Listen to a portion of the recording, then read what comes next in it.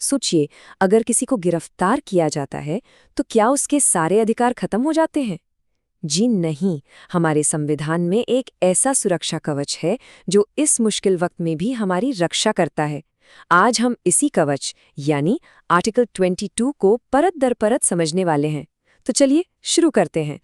इस पूरे टॉपिक को आसानी से समझने के लिए हमने इसे 5 हिस्सों में बांट दिया है। पहले हम जानेंगे कि गिरफ्तारी कितने तरह की होती है। फिर देखेंगे कि आम हालात में हमारे अधिकार क्या हैं। इसके बाद प्रिवेंटिव डिटेंशन के खास मामले को समझेंगे। ये भी जानेंगे कि ये कानून कौन बनाता है और आखिर में बात करेंगे कि ये प्रावधान इतना अनोखा क्यों है। तो सबसे पहले एक बात साफ कर लेते हैं, हर गिरफ्तारी या हिरासत एक जैसी नहीं होती। आर्टिकल 22 दो बिल्कुल अलग-अलग तरह की हिरासत की बात करता है। अब देखिए, इन दोनों के बीच का फर्क समझना बहुत जरूरी है। एक है प्यूनिटिव डिटेंशन, मतलब जुर्म करने के बाद सजा, और दूसरी है प्रिवेंटिव डिटेंशन, मतलब जुर्म होने की आशंका पर ही रोक देना। एक है सजा और दूसरी है सावधानी। तो प्यूनिटिव डिटेंशन ये वही है जो हम आम तौर पर सोचते हैं। कोर्ट में केस चला, गुनाह साबित हुआ और फिर सजा के तौर पर हिरासत में लिया गया। ये पूरी तरह एक कानूनी प्रक्रिया का नतीजा है। और इसके ठीक उलट है प्रिवेंटिव डिटेंशन। ये एक तरह का प्री एम्प्टिव एक्शन है। यहाँ किसी को सजा नहीं मिल रही, बल्कि सिर्फ इस शक पर हिरासत में लिया जा रहा है कि वो भविष्य में कोई अपराध कर सकता है। मतलब कोई ट्रायल नहीं, कोई सजा नहीं, सिर्फ रोकथाम। तो चलिए अब आर्टिकल 22 के पहले हिस्से को देखते हैं। मतलब जब एक नॉर्मल साधारण कानून के तहत गिरफ्तारी होती है तो क्या अधिकार मिलते हैं। और यहाँ 4 बहुत ही पावरफुल अधिकार मिलते हैं। पहला, आपको बताना ही होगा कि गिरफ्तार क्यों किया जा रहा है। दूसरा, आप अपनी पसंद के वकील से बात कर सकते हैं, अपना बचाव करवा सकते हैं। तीसरा, 24 घंटे के अंदर अंदर मजिस्ट्रेट के सामने पेशी जरूरी है, और हाँ, इसमें आने जाने का टाइम नहीं गिना जाता। और चौथा, अगर मजिस्ट्रेट ने हिरासत बढ़ाने को नहीं कहा तो 24 घंटे बाद आपको छोड़ना ही पड़ेगा। सुनने में तो ये अधिकार बहुत अच्छे लगते हैं, है ना? लेकिन सवाल ये है कि क्या ये हर किसी को मिलते हैं या फिर यहाँ कोई ट्विस्ट है?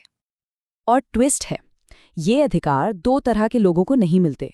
पहले, जो एलियन एनिमी यानी विदेशी शत्रु हैं, और दूसरे वो लोग जिन्हें प्रिवेंटिव डिटेंशन लॉ के तहत गिरफ्तार किया गया है। और यहीं से आर्टिकल 22 का दूसरा और ज्यादा कॉम्प्लिकेटेड हिस्सा शुरू होता है। तो अब बात करते हैं इसी की, प्रिवेंटिव डिटेंशन। ये एक बहुत ही एक्सेप्शनल सिचुएशन है जहां नॉर्मल कानूनी सेफगार्ड्स लागू नहीं होते। 3 महीने, ये है वो टाइम लिमिट जिसके लिए किसी को भी प्रिवेंटिव डिटेंशन में बिना किसी एडवाइजरी बोर्ड के अप्रूवल के रखा जा सकता है। तो क्या इसका मतलब ये है कि यहाँ कोई चेक एंड बैलेंस नहीं है? नहीं, ऐसा भी नहीं है। कुछ सेफगार्ड्स यहाँ भी हैं, जैसे कि 3 महीने से ज्यादा हिरासत बढ़ानी है तो हाई कोर्ट के जजों का एक एडवाइजरी बोर्ड उसे मंजूरी देगा। दूसरा, हिरासत में लिए गए इंसान को बताना होगा कि उसे क्यों डिटेन किया गया है। और तीसरा, उसे अपनी बात रखने का, खुद को डिफेंड करने का एक मौका भी दिया जाएगा। और यहाँ एक बड़ा ही दिलचस्प कानूनी पेंच है। देखिए, 1978 में 44th अमेंडमेंट के जरिए इस 3 महीने के पीरियड को घटाकर 2 महीने कर दिया गया था। लेकिन मजे की बात यह है कि वो प्रोविजन आज तक लागू ही नहीं हुआ। तो आज भी जो ओरिजिनल 3 महीने की लिमिट है वही चलती आ रही है। अब सवाल ये उठता है कि इतने सख्त कानून बनाने की पावर आखिर है किसके पास? चलिए देखते हैं कि ये पावर सेंटर और स्टेट्स के बीच कैसे बंटी हुई है।